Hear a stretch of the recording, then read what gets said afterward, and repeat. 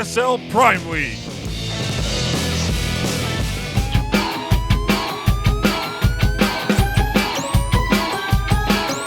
Gentlemen, welcome here to the ASL Prime League Season 1.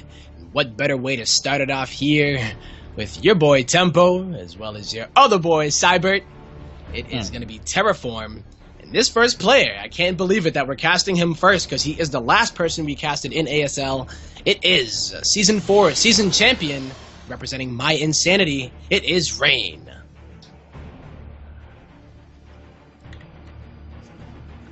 While on the other side of the map, with an incredible task before him, the pink Zerg, who is going to be looking to, I guess, bring the sunshine to banish that rain. This is Psystorm Gaming's Ender. Oh, Rain. Why do you do these things? Oh my goodness. Mm-hmm. And it is going to be scouted, if you didn't see this here. It is going to be the Forge first coming out of Rain. And he is looking to catch Ender going for a hatch first and not scouting. But hey, when you do go for the Forge first, you don't have to fully commit to it. So maybe looking to just get some kind of easy advantage in the beginning if Ender did not scout, but he did.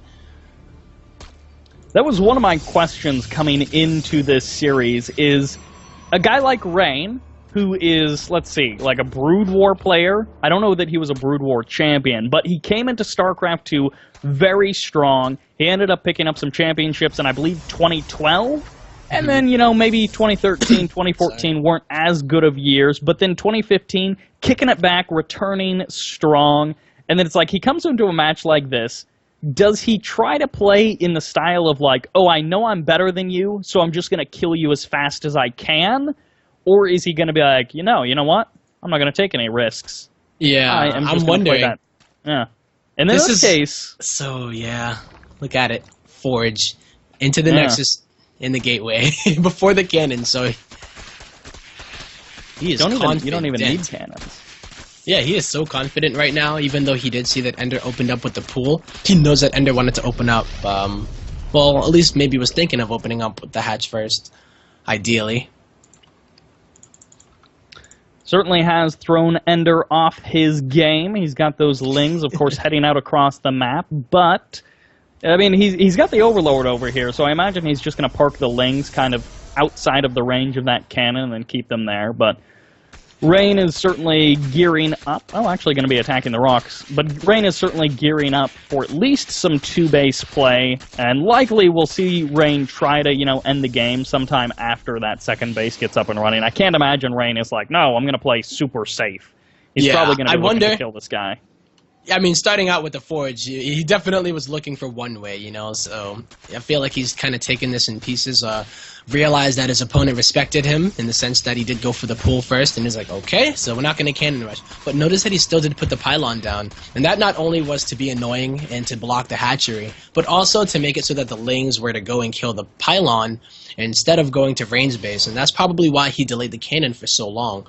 So what is Rain gonna do here, as he does drop down his cybernetics core? I mean, it's been done for a plus one attack as well. Mm-hmm. Yeah, I mean, his cybernetics core after that initial Forge wasn't too far delayed or anything like that. But he's going to be starting up that plus one attack, and of course he's got himself a little bit of a zealot walking around in the middle of the map. I wouldn't be too surprised to have him kind of poke out there, but I don't know if he was paying attention, but he probably did notice that the rocks were already taken down. And of course, with Ender going for that pool first, he did have those Lings out there. Not only to try to deny cannons from sneaky Rain, but also, he can do things like take down the rocks. Make it Terraform is a cool map like that, where this is actually a possibility. And you can slow down a lot of the push here. But the fact that Rain is aware of it now means that he can kind of plan to where he wants to put his pylon if he's going for an attack. And it's not going to come as a surprise as to when he's getting ready to actually make his attack. So figuring that out with that first Zealot is very important for him, because now he's kind of like, all right, I know exactly what the deal is. You're probably going to be planning to be greedy, because that kind of hinders you from attacking me as well and denying my third.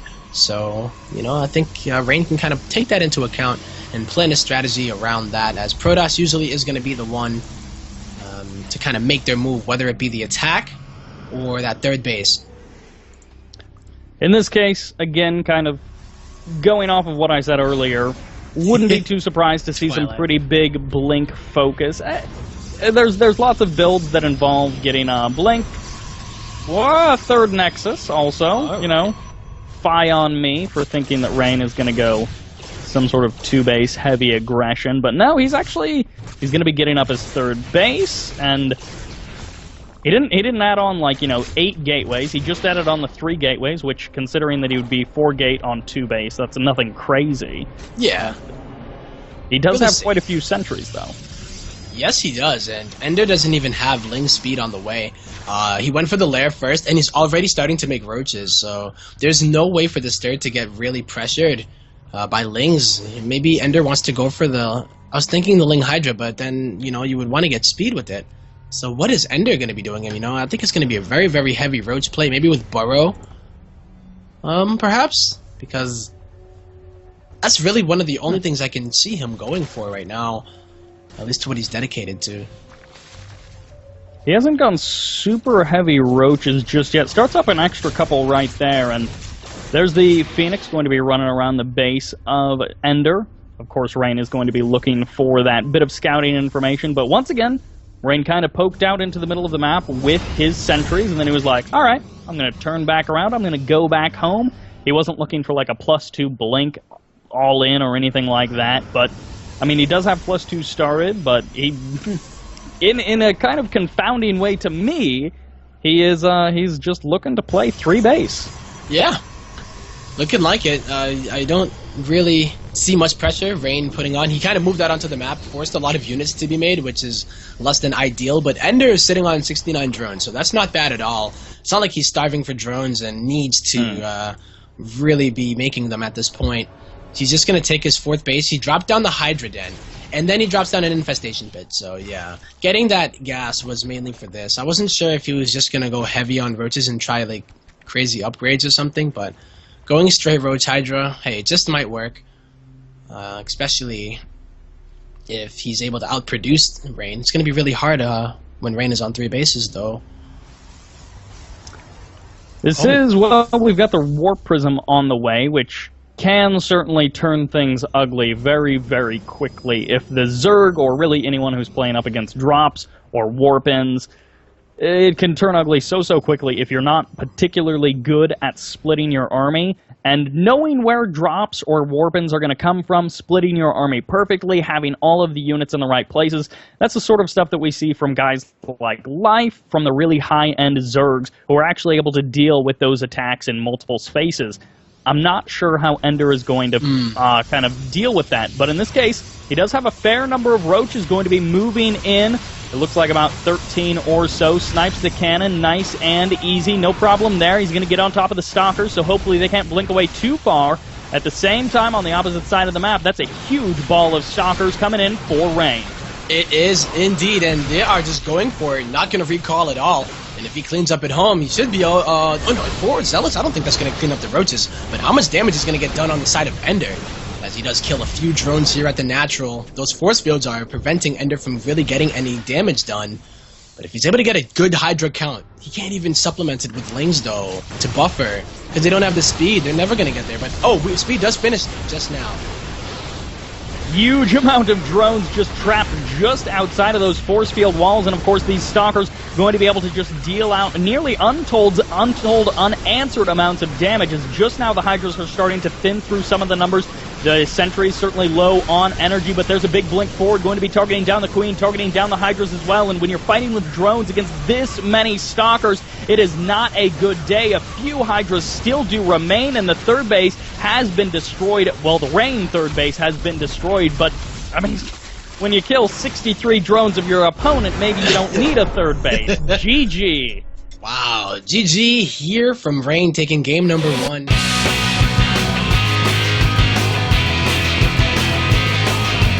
Game number 2, we're kicking it on Coda once again, and on the left side, currently up 1-0 in this first best of 3 of Group B. This is ASL Prime Season 5, but this is Rain, representing My Insanity.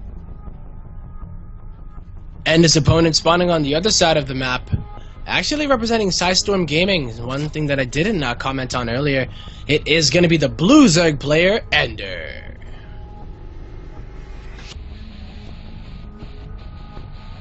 Yeah, I forgot he was on Psystorm.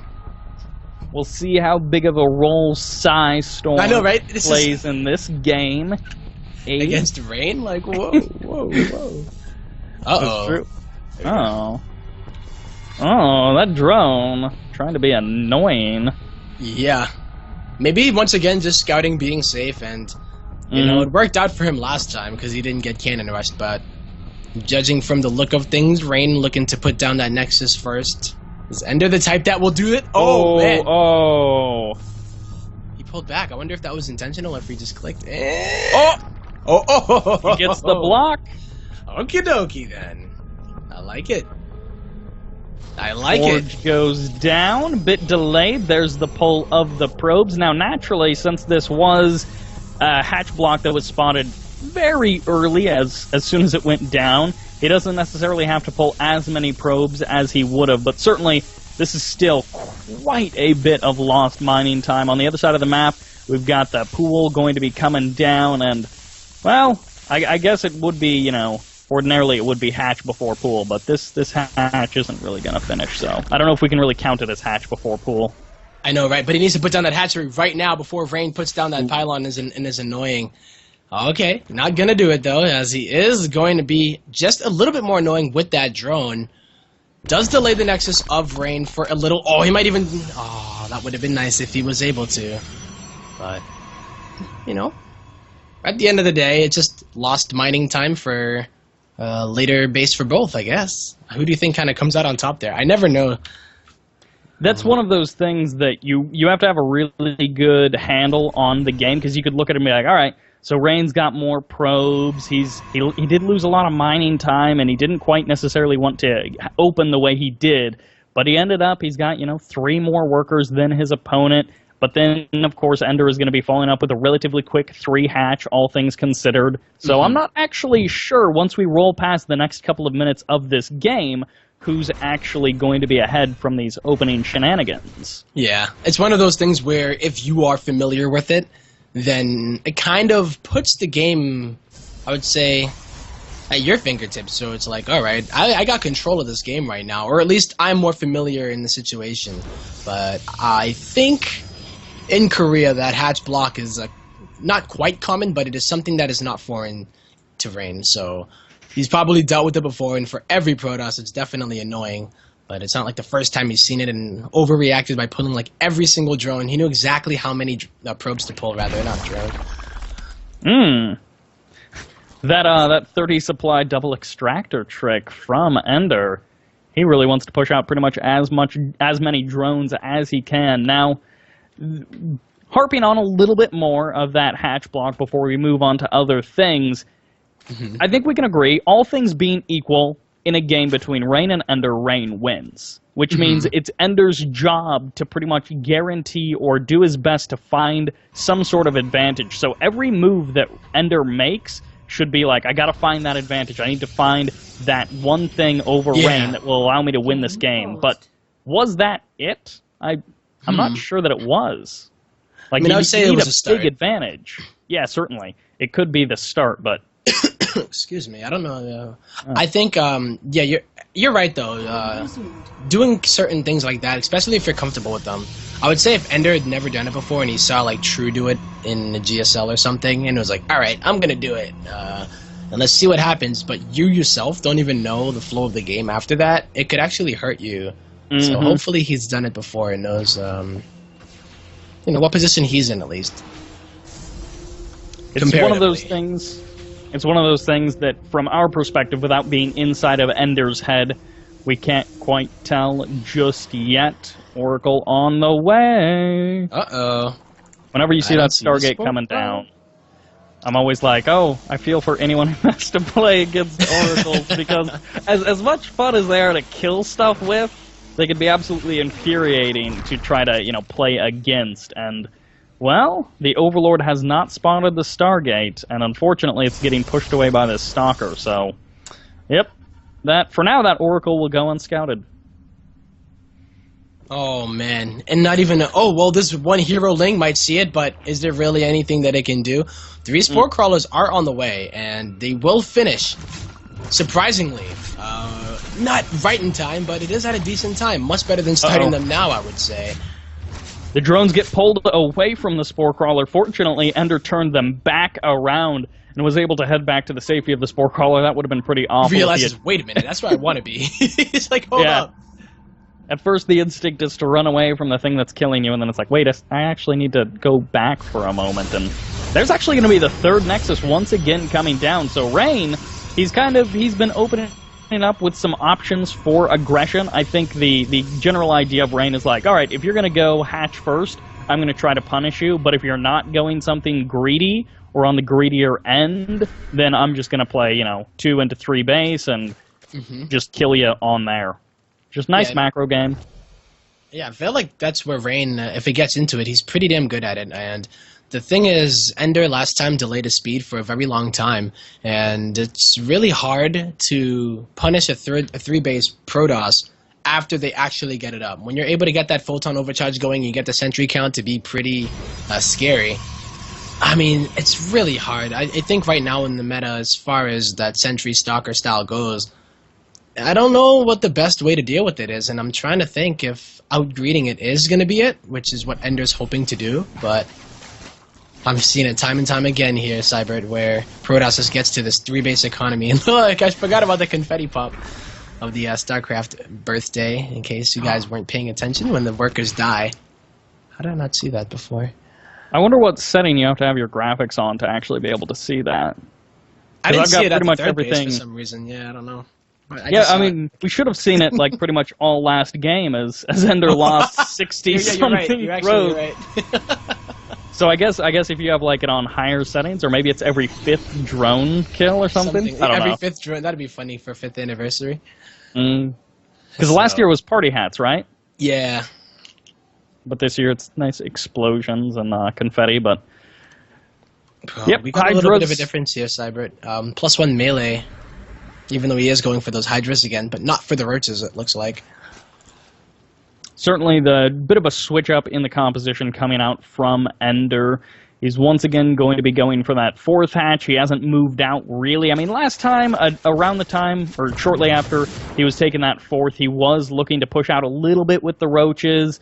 I think it was like 12 or 13 Roaches. He kind of moved out. He had already secured his 4th, and he's like, all right, let's go see, is my opponent trying to take their 4th? He went up and checked. But in this game, he's certainly just playing.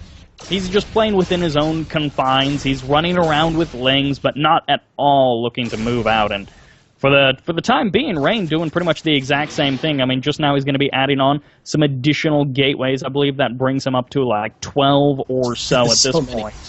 But yeah, jeez. He's gearing up. He hasn't moved out yet, but he's gearing up. And he is going to go for a lot of sentries, a lot of stalkers. They do have the +2 done already. And Ender is going for a little bit of a different style. So while it is Ling Hydra, it is going to be with melee upgrades instead of the ranged one. I don't know how it's going to work out with a lot of the sentries, but hey, if those Lings do get on top of anything, they are going to be doing good amounts of damage. But Rain is looking to get some aggression on of his own. Presently, what is this, like 27 Stalkers are in this group, and that's of course before his like 10 gateways or whatever have warped anything in, so this is going to be one of those fights where Blink is very important. Of course, the upgrade's going to be very important, and right now it's the +2 attack from the Stalkers, which is going to be very powerful. Now, there's the +1 armor, but, well, let's see if those melee upgrades end up paying off for Ender. Nice, of course, kind of choke point here, and a couple of sentries with some decent energy, but Ender needs to be very careful about this engagement. He really does, and he doesn't have that many Lings, surprisingly, and they're all going to be coming from the same angle as the Hydras. So force fields are going to be super effective, and now the Lings are actually on top of the Stalkers doing good amounts of damage. Is it going to be enough? These Hydras are doing their hardest, doing their best, they're trying, but there doesn't seem to be too many of them here. They're getting some good damage done here, but Stalkers are pretty damn good with that +2 upgrade, especially when they don't have the upgrades on the Hydras. That was absolutely adorable, watching those Lings trying to connect with Stalkers as they just got progressively blinked back. I don't know if you were watching that particularly, but yeah, really nice control, of course, by Rain from one of the top Protosses in the world. You don't expect him to be making mistakes like that, but shaving off Hydras here and there, using the force fields to separate out the majority of the army is, of course, going to be the MO for Rain, and that's the problem that Ender has to deal with. Now his fourth base, of course, has gone down. He's going to take another fight on the ramp. He's got the high ground, and a lot of the force field energy has been expended, but that doesn't mean there aren't still some troublesome force fields to deal with.